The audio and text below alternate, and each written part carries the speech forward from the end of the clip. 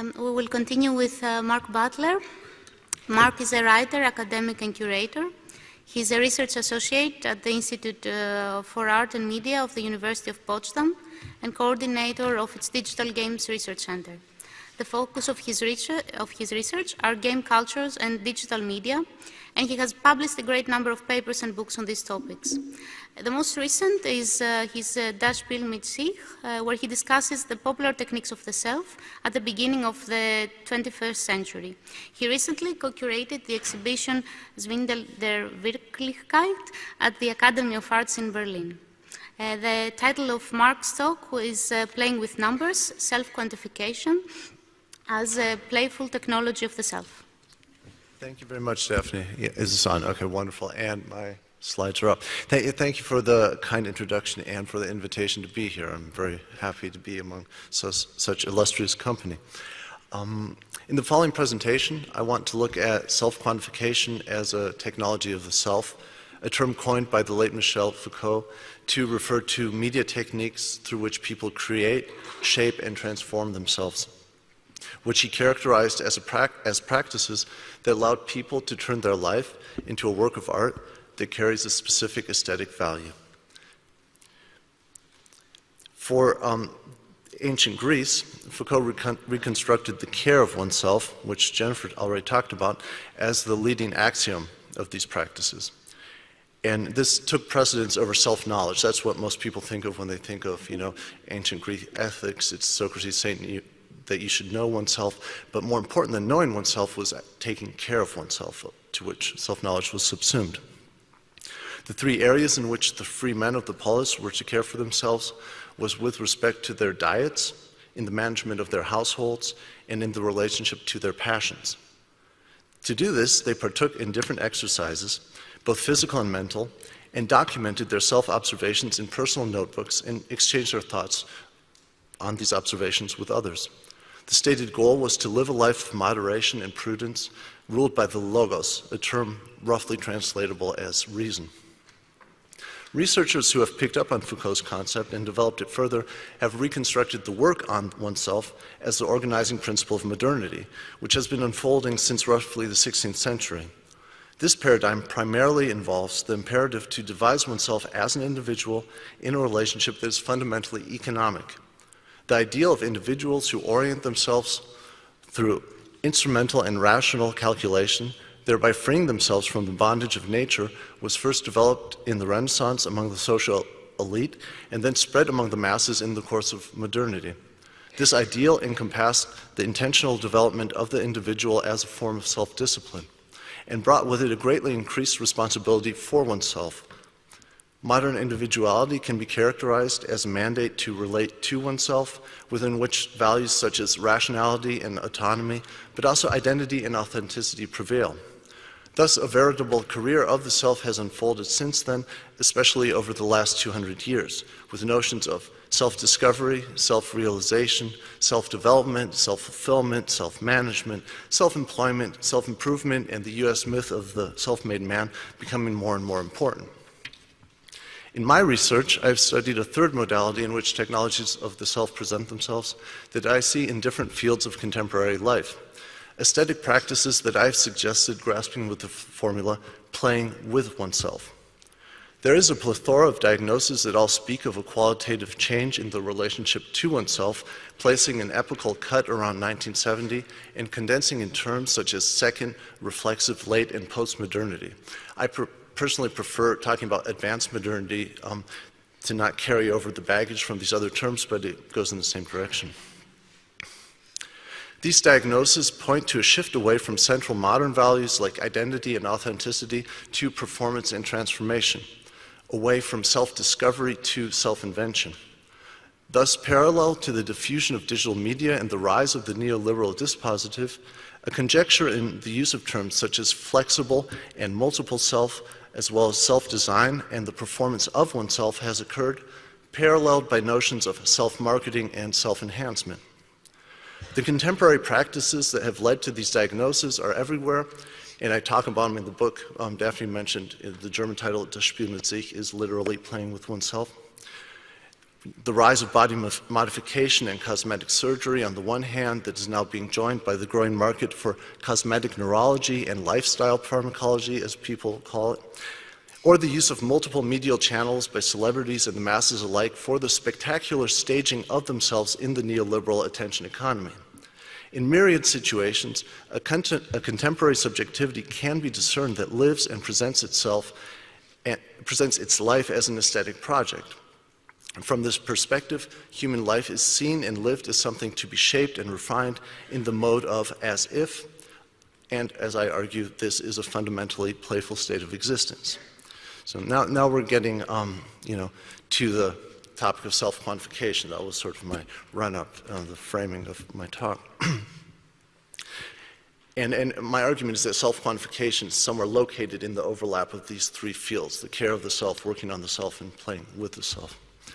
As we have already heard, participants in the quantified self movement use diverse media techniques to monitor, quantify, record, and publish different dimensions of their life, either manually or automatically. These include patterns of exercise and consumption, as well as of economic and sexual behavior. These are the ethical fields in which the ancient Greek care of the self was focused. But modern or current practices go further. They monitor patterns of rest, physiological and psychological states, productivity, as well as social interaction, and try to correlate them to genetic dispositions and environmental conditions. Oops. But why do they do it? That's the question we're going to be concerned with in the rest of my talk.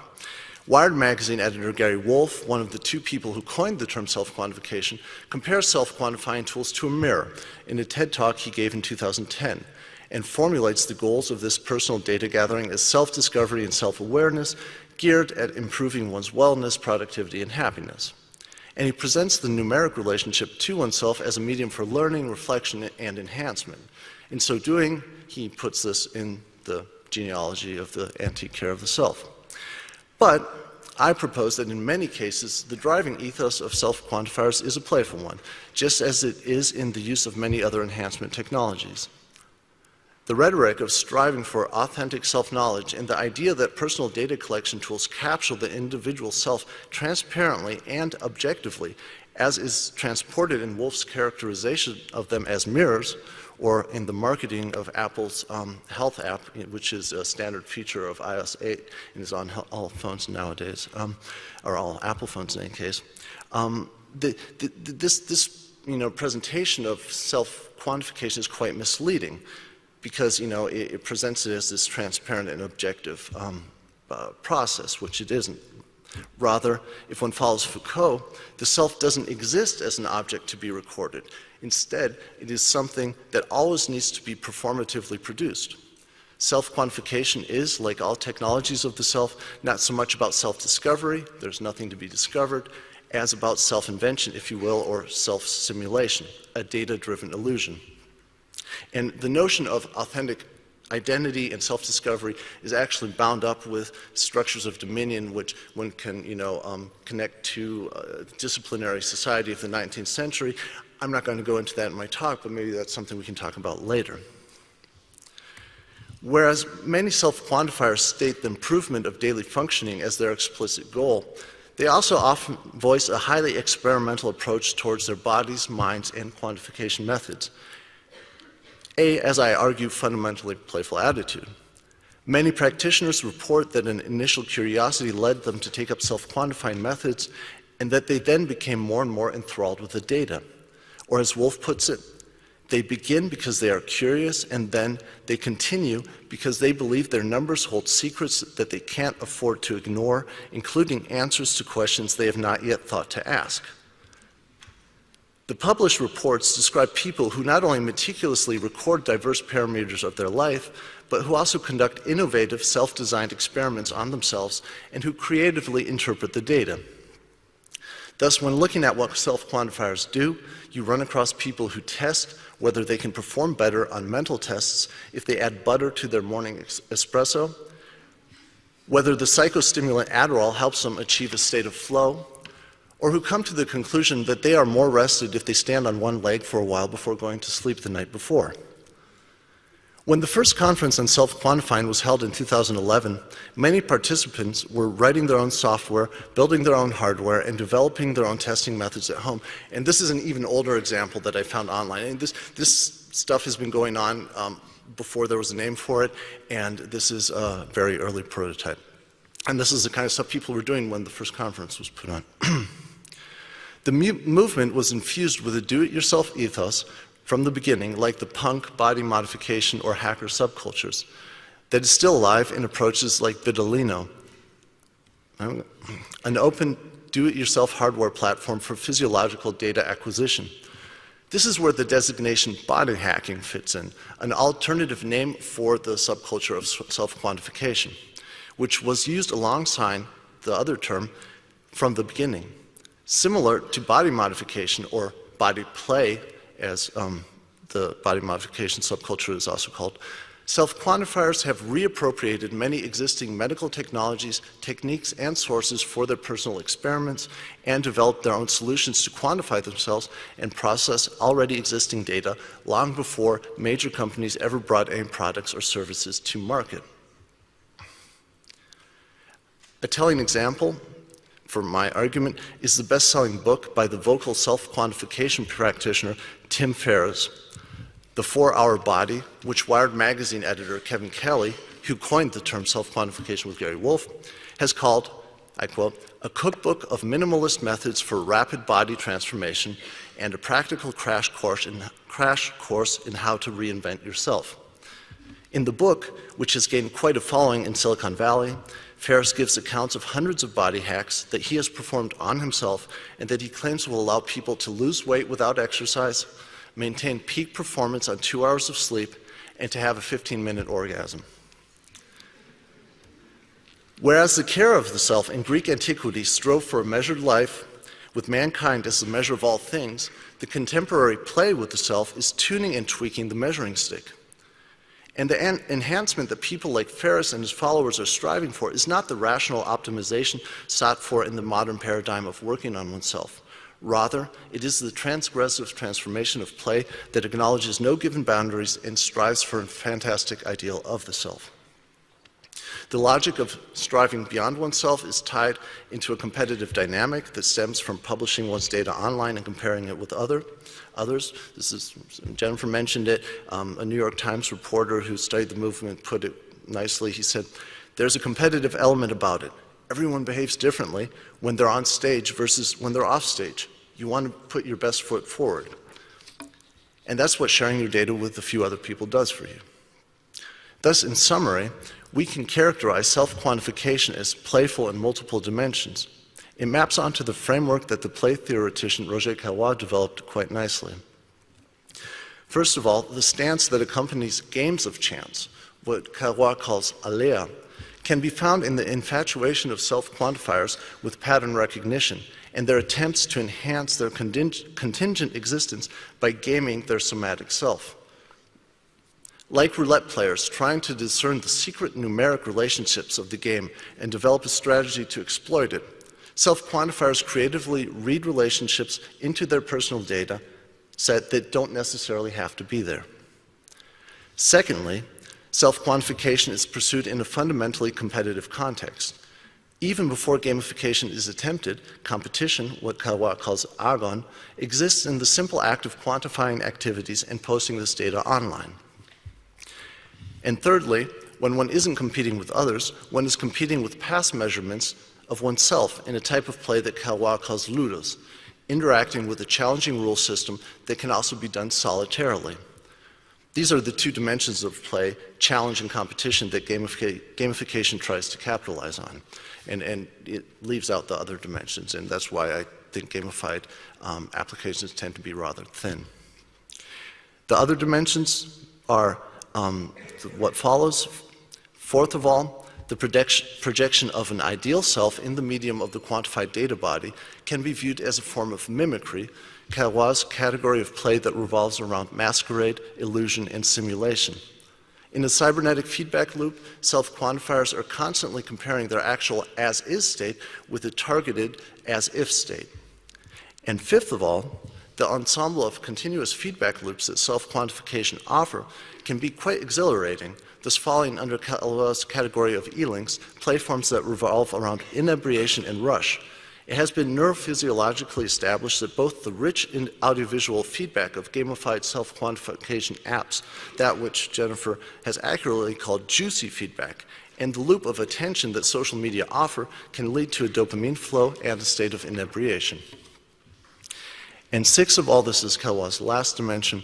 The pleasurable, exuberant transgressiveness of the whole undertaking corresponds to what Kellogg calls paideia, the spontaneous spirit and heightened vitality that infatuates players with what they are doing. This is an existential pleasure that can be gained from aesthetic experience and the transgression of limits.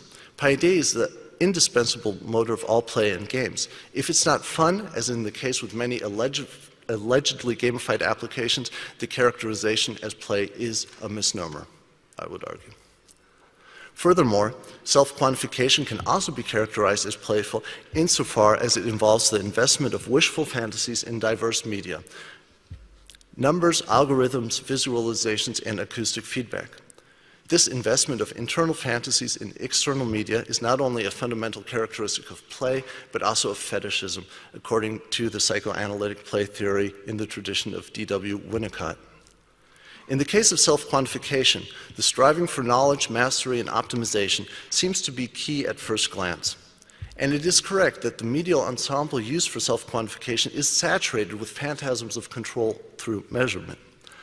But the relationship to the measurements and the numbers is not sober and not purely rational. Rather, it is a form of data fetishism, a libidinous relationship to a numeric simulation of the self. This has a symbolic and an aesthetic dimension, like all forms of fetishism have. First of all, the self-quantifier is like a bodybuilder who fetishizes their bench press level, the circumference of their biceps, or their body mass index, or like a computer game player who fetishizes their placement on a leaderboard or their high score. The pleasure circuit is connected to their placement in a symbolic order that allows them to compare their current measurement with past measurements as well as with the measurements of others, an affordance that networked digital media offer inherently. The second dimension of fetishism, the aesthetic dimension, encompasses the multisensory audio-visual haptic feedback of the self-monitoring tools that Gary Wolf describes in his talk as beautiful. This testimony bears witness to not so much a rational as aesthetic and libidinous relationship to the media technologies he uses. Players derive pleasures from the actions they perform and the media they use, and this is something that the play theoretician Brian Sutton Smith has pointed out. I quote, "What seems most intrinsically motivating to players are the intrinsic elements of the play processes themselves. They are attractive, exciting, and at times even beautiful to the ordinary participants. The simplicity of a self-monitoring tool, app, or web service, the media and juicy feedback from a program or social network, the permanent possibility to exhibit oneself, the direct comparison and competition with others, all of these elements of self-quantification produce pleasure for the person playing with themselves digitally." And in closing, and as a counterpart, I would like to stress that self-quantification is, like all technologies of the self, highly ambiguous. These practices are enacted within dynamic networks of power, and history has shown that they are often instrumentalized in dispositive structures that can flip them over into technologies of dominion, thereby becoming practices that objectify rather than subjectify a person. And, I put my focus on them as technologies of the self, but there is this other dimension, and I don't want to, belie that, and it's something we can discuss. The data set generated by self-quantification offers myriad forms of playing games, and the question I think that one needs to ask is, who is playing what game? Someone who playfully experiments with self-quantification and enhancement is doing something very different than an employer who strives to extract greater productivity from his workers or a health insurance that aims at making its customer base more profitable. Gamified technologies of the self have, if at all, only a very superficial, thin layer of play, and more often than not, are more properly designated as technologies of dominion. Just maybe to finish up here, I was thinking about, what could be counter strategies in all this. And on one hand, I think maybe conscious cultivation of playing with the self versus working on the self, self-invention versus self-discovery, not going for identity, but for persona, for kind of mask would be helpful. More knowledge of play theory, phenomena, and history would be helpful in reactivating dormant play qualities. You could go for mimicry with profile data switching. You could go for ALEA and E-links with random data generation, noise generation. And in general, I think more play would actually help in this quantified, gamified situation, because play is internally transgressive. It's about, gaming the system, juking the stats, finding the loopholes and the play within the system and exploiting it, metagaming, modding, rule bending, cheating. The invention of better games, actually, that are really fun to play and infectious. I'm looking forward to discussing all this with you. Thank you very much.